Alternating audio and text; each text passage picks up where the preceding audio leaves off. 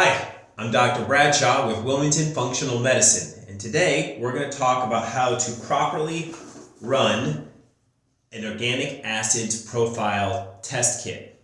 The company is Diagnostic Solutions Laboratory, and it should look like it says OMX, the color there on the side, and if it doesn't say organic acids, test there on the top of the box here, organic acids and amino acids, then you have the wrong box, right? So let's make sure we get you the right box before you start this. But if this is the box you have, great. We're in the right spot. Let's make sure you have the right stuff in the box. So if you open it up, you're gonna have a requisition form. It's gonna look like this. It's gonna have an instruction sheet like this. Test cup. A specimen biohazard bag with a little tissue inside of it. And last is your FedEx bag, which has a pre-made label on it. So let's go through this so you do it correctly. We want to make sure, obviously, when we're doing this, that it's done correctly, because if you submit it to the lab, it's done incorrectly, they won't be able to run the sample. We'll have to kick it back to you, and you'll have to do it all over again. We're trying to get these things done efficiently and quickly so you can have all your results back in and see the doctor as soon as possible with all of your results. So, the instruction sheet, if you pull that out, I'm going to go through it with you. There are some things you must avoid prior to running this test. So, if you are planning on doing this test right now and you have eaten fruits, jams, or jellies in the last 48 hours, you must wait until 48 hours after you last ate fruit, jams, or jellies. Okay? Those three. So if you haven't had any of those, then we're good. You can fire away and do this right now. Otherwise, wait until that 48-hour time period has passed. We already went through the test kit instructions or the contents, so that's great. Make sure, because this is a urine test, okay? So you're going to be peeing into a cup. The night before you go to bed, you need to empty your bladder as much as possible, okay? So make sure that you do go to bed, you do go to the bathroom right before going to bed. And then take this cup and put it right beside your toilet or on the top of the toilet, whatever you want to do. It's possible that you might get up in the middle of the night and pee, and that's okay. That is going to be obviously put in here. And you're going to close the lid, and once you're done with that, you set it there because you need to pee again in the morning and make sure that is included as part of your test, your specimen. So it's very possible you might pee twice into here. Now, it's very important, if I show you this, you need to have, there's a mark right here. That's the 15 milliliter mark right here. You have to have at least that much urine, and you can see it when you look on the side of the cup. But you cannot run or can't have more than 50 milliliters, which is right there, my finger right here. If you have more than that, it's too much, and the lab will kick it back. So if you have too little, they're going to kick it back. If you have too much, they're going to kick it back.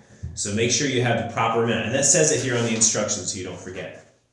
The other thing is you can see that there's a label right here on this cup. You're going to need to write your full name, your date of birth, and the date that you collected this with a permanent marker. Don't use a regular pen. It doesn't write that well on this plastic label. You need to use like a Sharpie or some sort of permanent pen, okay?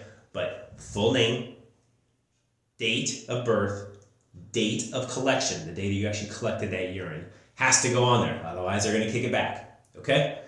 So anyway, you've collected your urine.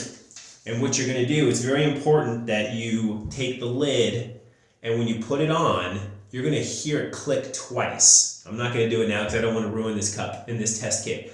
But when you're closing the lid, it's not just a matter of closing it. You have to hear 2 clicks. If you do not hear 2 clicks, it didn't close properly. And when it gets turned on its side or it's going through the mail, it's going to shake the urine out of here, and you're not going to have a good sample. They're going to kick it back. You're going to have to do it all over again. So, closing the lid, 2 clicks, and then you're good. And you're going to put this in the freezer right away, okay? You're going to put it in the freezer, and this needs to be frozen or kept in the freezer for at least 2 hours before you ship this.